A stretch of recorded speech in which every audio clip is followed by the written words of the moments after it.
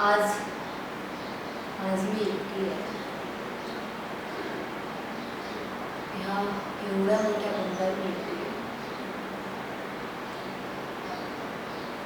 का? माझ्यामुळे?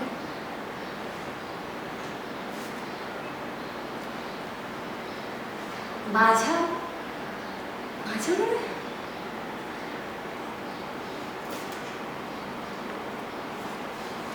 मैत्री, प्रेम, परिवार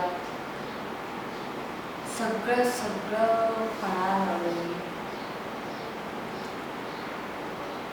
मी. आता मी रिसेंटली गेली होती ना हॉस्पिटलमध्ये, तिथे असं आतमध्ये जाताना मला वाटलं की माझं काहीतरी बाळ आहे.